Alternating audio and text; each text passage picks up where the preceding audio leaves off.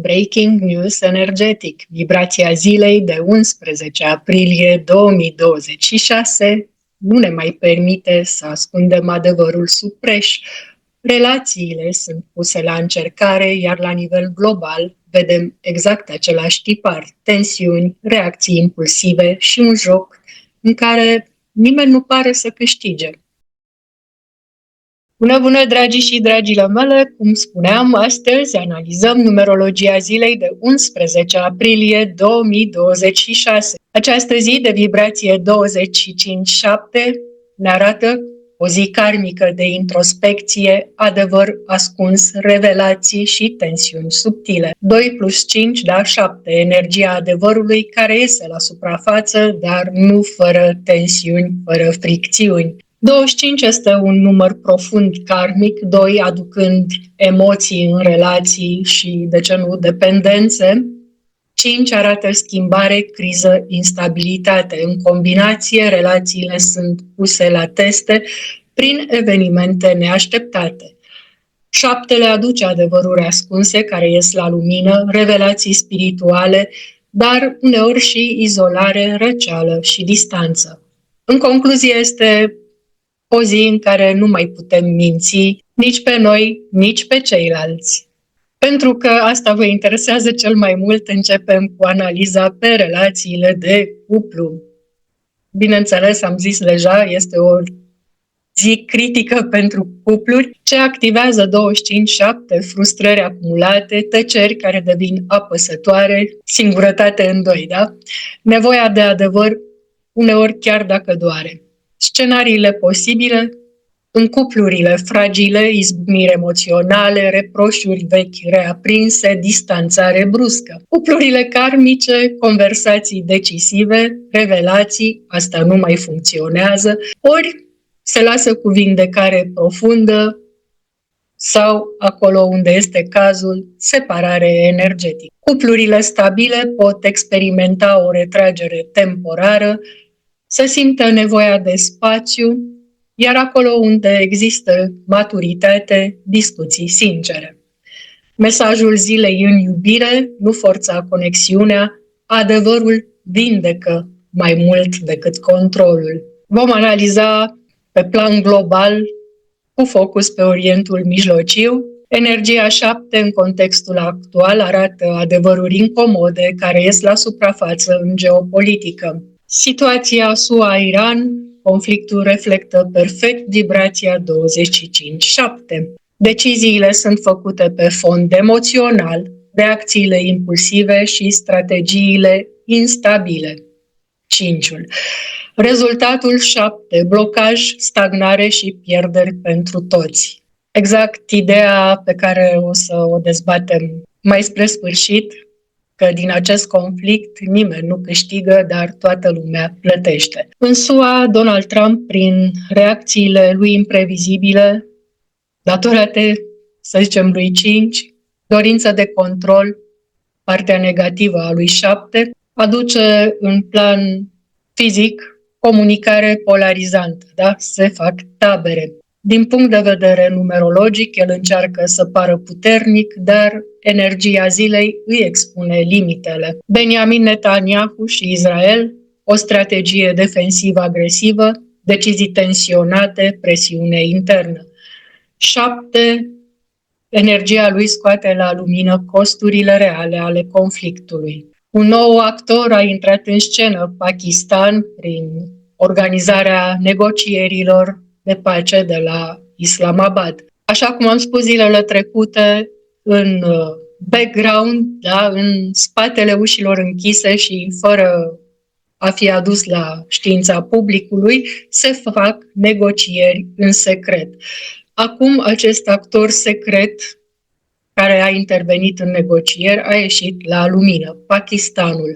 Până acum el a fost un actor cheie invizibil. Ce este specific lui? Poziție geopolitică sensibilă, posibil mediator sau, dacă negocierile dau greș, poate fi un punct de escaladare indirect. Are conexiuni atât cu China cât și cu lumea islamică.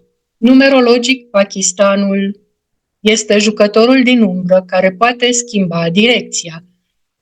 Cum am spus, nimeni nu câștigă, dar toată lumea plătește. Asta se vede cel puțin până acum. Conform ceea ce vedem în mass media, războiul SUA-Iran, început în 28 februarie 2026, s-a transformat într-un eșec major după 40 de zile.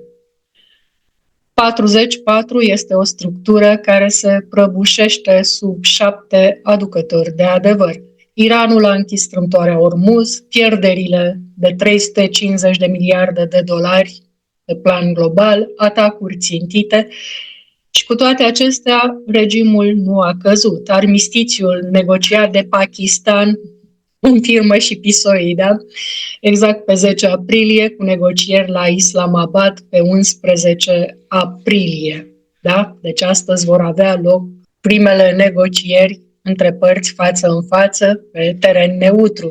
Să interpretăm acum și liderii puțin mai detaliat, numerologic, în raport cu această vibrație de 7. Trump, un destin 4 cu 7, astăzi ar trebui să-i dea o vibrație de 11, master, o iluminare forțată. Acceptă armistițiul, dar avertizează 4, ego versus 7, înțelepciune. Reacția lui, pragmatică, dar tensionată, vrea control, dar 25, 7 îi arată că în acest caz nimeni nu câștigă. Netanyahu și Israel,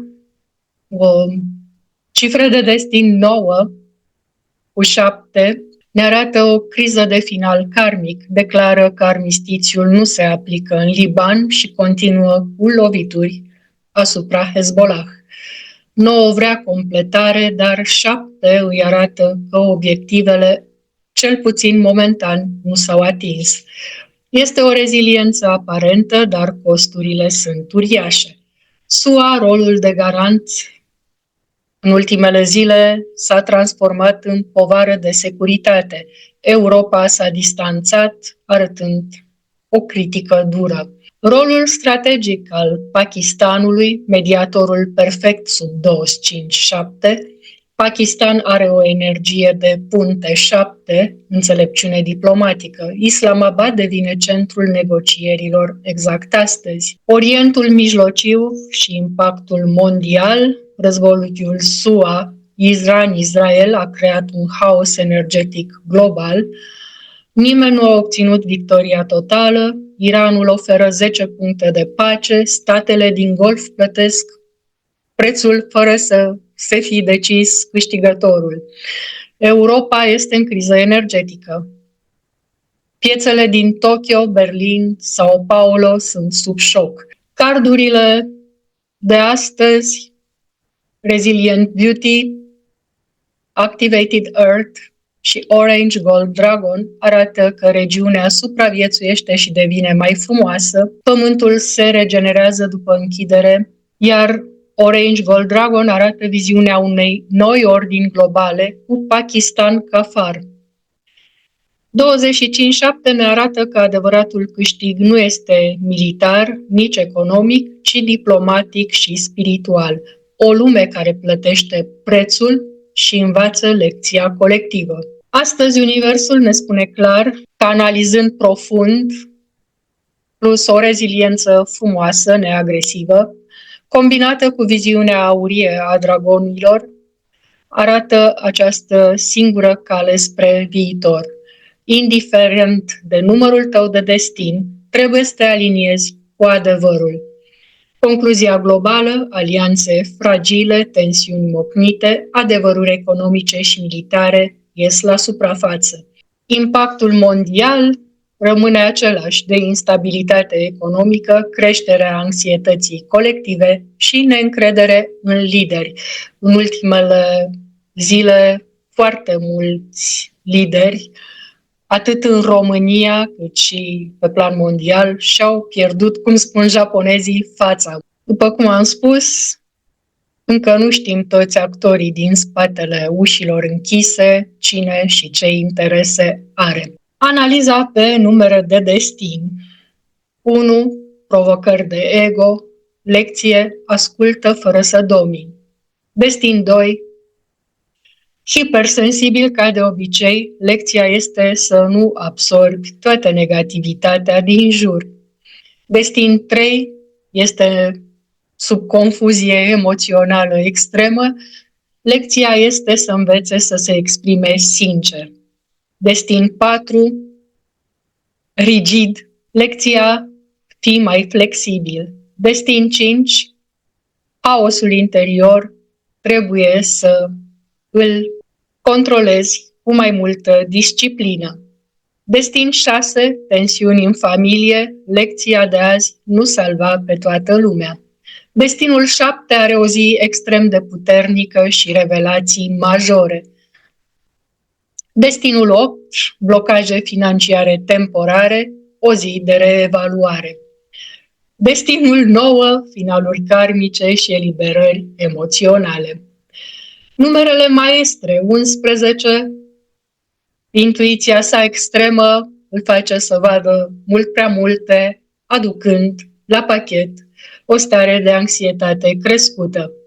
22 simte presiune mare și responsabilitate globală.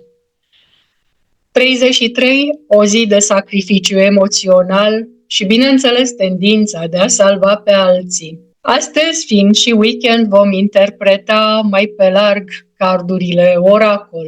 Ne-au sărit în ajutor Resilient Beauty din Deep Dive Oracle Cards, frumusețea rezilientă, Activated Earth, The Starseed Oracle, deci pământul se activează, și Orange Gold Dragon from Arcturus din Dragon Oracle Cards, dragonul auriu portocaliu din Arcturus. Ce vor aceste carduri să ne transmită pentru astăzi, 11 aprilie? Resilient Beauty, cum îi spune și numele, frumusețea nu dispare în criză, ea se transformă și devine și mai puternică, precum un diamant care se naște sub presiune sau o floare care înflorește în deșert. Cardul ne invită să vedem lumina și frumusețea interioară, chiar și atunci când exteriorul pare întunecat. Să ieșim din starea de frică și să găsim în noi frumusețea, lumina, iubirea și puterea de a trece peste focuri. Să ne imaginăm cum o mamă singură care are 2 joburi, un tată care își vede afacerea clătinându-se sau un tânăr care simte că viața nu are sens după o despărțire. Iar Resilient Beauty vine și le spune: tu ești mai puternic decât crezi. Chiar dacă ai plâns noaptea trecută, chiar dacă facturile te apasă, chiar dacă lumea pare că se prăbușește în interiorul tău, există o frumusețe care supraviețuiește. Acea frumusețe este reziliența ta. Când te uiți în oglindă astăzi, caută nu perfecțiunea, ci lumina care a rămas aprinsă în ochi.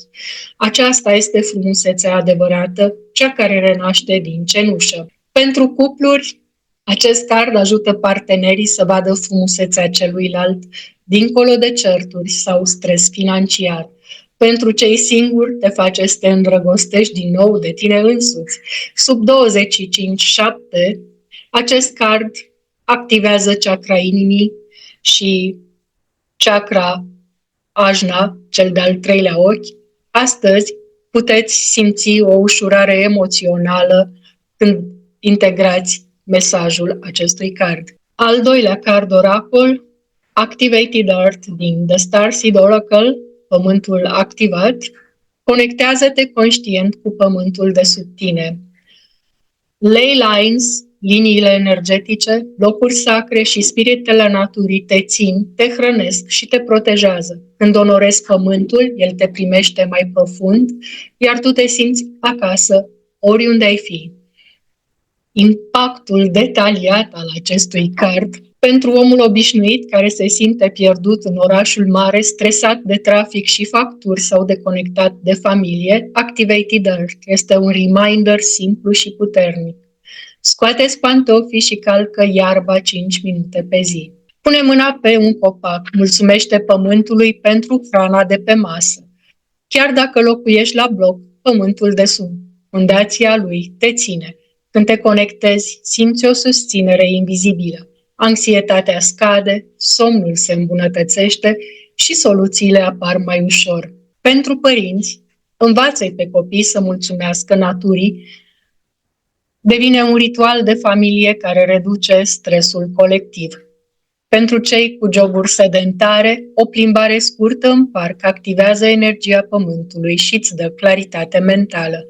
Sub vibrația 7 a zilei, acest card vindecă sentimentul de nu aparțin nicăieri și te ancorează în realitate exact cum este bine pentru binele tău cel mai înalt. Astăzi poți să-ți pui mâna pe inimă și să spui simplu: mulțumesc, pământule, mulțumesc, Mama Gaia, pentru că mă ții și mă hrănești. Te onorez.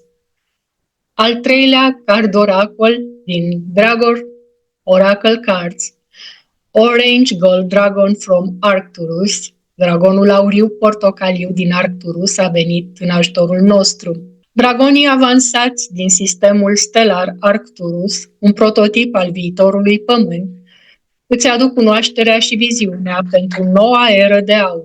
Ei te inspiră să devii un far de lumină, să porți energia viitorului chiar acum și să contribui la schimbarea pozitivă. Pentru toți oamenii care se întreabă la ce bun efortul meu sau cum pot schimba ceva în lumea asta nebună, Orange Gold Dragon îți spune: nu trebuie să fii guru sau miliardar ca să aduci lumină. Poți fi tu, mama care zâmbește copiilor ei, angajatul care ajută un coleg, vecinul care plantează flori. Dragonul acesta îți dă viziunea unui viitor mai frumos și îți umple inima cu încredere că acțiunile tale mici contează. El activează cunoașterea interioară, soluțiile pentru problemele tale financiare, relaționale, de sănătate. Și aceste soluții vin din înțelepciunea ta superioară.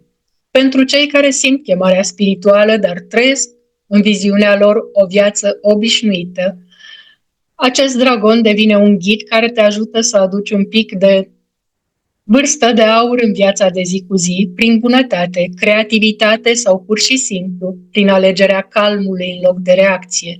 Sub 25-7, acest dragon amplifică intuiția și te face să vezi oportunități acolo unde alții văd numai obstacole. Mesajul reunit al celor 3 carduri prin vibrația 25-7 ar fi cam așa: vezi frumusețea și puterea ta interioară chiar în mijlocul provocărilor. Reziliența. Ancorează-te în pământ, lasă-l să te susțină și să te vindece. Realitatea practică este importantă. Ridică-ți privirea spre viitor și devină farul tău propriu, purtând energia unei lumi mai bune, o viziune înaltă. Sub 25-7 acest trio îți spune: viața ta obișnuită este sacră. Provocările de azi te modelează într-o versiune mai frumoasă, mai ancorată și mai luminoasă. Nu trebuie să schimbi totul peste noapte, începe cu un pas mic. Mulțumește pământului, caută frumusețea în tine și lasă dragonul să-ți șoptească viziunea viitorului. Runele zilei a reapărut Hagalas, aducând o distrugere necesară, Ansus, adevăr revelat, și Lagus, emoții profunde. Ultimele 2 s-au păstrat de ieri. Hagalas, această distrugere necesară, este posibil să o privim puțin raportat la distrugerea imaginii și devoalarea intențiilor anumitor lideri în care am crezut și am sperat cu toții. Cristalele recomandate astăzi: ametist pentru claritate mentală, labradorit, protecție energetică și, dacă aveți curaj, quarț transparent, să vă amplificați intențiile, dar să fie cele de pace, iubire și benefice. Ca talismane, astăzi, toate simbolurile de protecție pe care le cunoașteți, ochiul lui Horus, rune gravate. Frecvențele recomandate astăzi: 741 Hz pentru adevăr și purificare, 963 Hz pentru conexiune cu Divinul, 432 Hz pentru a rămâne în echilibru și claritate. Culorile zilei: mov pentru spiritualitate, albastru închis pentru adevăr, auriu portocaliu pentru putere interioară. Mesajul sintetizat Rezumat al zilei este că adevărul nu vine să distrugă, vine să elibereze. Sfatul zilei: nu reacționa impulsiv, nu forța răspunsuri, observă înainte să acționezi. Energia zilei cere astăzi maturitate emoțională. Și pisicuțul care s-a săturat de joacă și a sărit exact când am încheiat la mine în brațe vine să pună punctul pe i și să accentueze acest mesaj. Deci să fim maturi emoțional, să acceptăm adevărul și să luăm decizii din claritate și adevăr într-un mod obiectiv. Un weekend plăcut, Paște fericit tuturor celor care serbează Paștele Ortodox și să ne revedem, să ne reauzim cu bine, în pace, liniște și iubire spre binele tuturor.